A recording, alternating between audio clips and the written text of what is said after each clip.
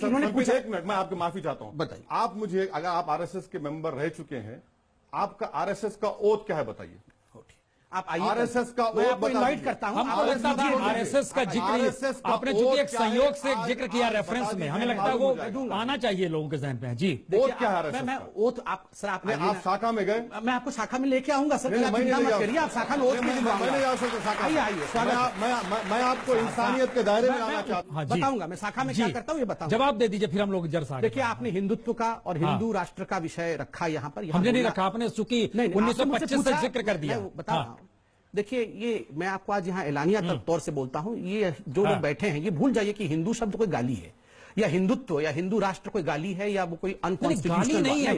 इसको ऐसे ये जो परिभाषा है ना धर्मनिरपेक्षता की, उसमें ऐसे जकड़ दिया गया है मानो हिंदुत्व नहीं बोलना चाहिए। हिंदुत्व है क्या?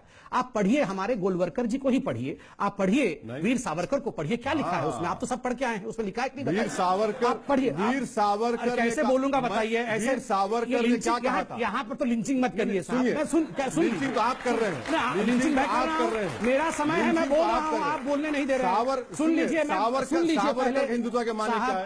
आप जज हैं, आप सुप्रीम कोर्ट है, बोल तो दीजिए। उसके बाद ये बोल देंगे। हमारा खाली ये कहना है कि कैसे बोलूं? 10 सेकंड तो बोल नहीं पा रहा हूं। 10 सेकंड लगातार बोल रहे हैं, लेकिन मसला खाली ये था कि हिंदुत्व को लेकर जो आरएसएस की सोच रही है उसको डाइवर्ट मत कीजिए। मैं बिल्कुल नहीं डिवाइड।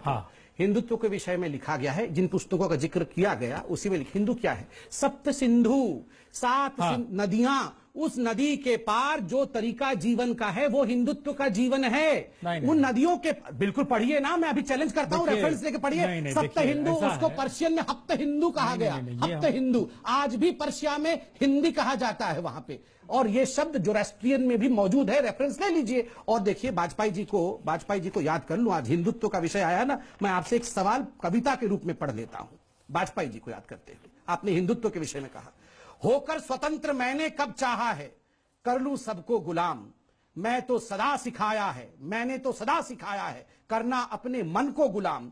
गोपाल राम के नामों पर कब मैंने अत्याचार किया, कब दुनिया को हिंदू करने घर घर में नरसंहार किया।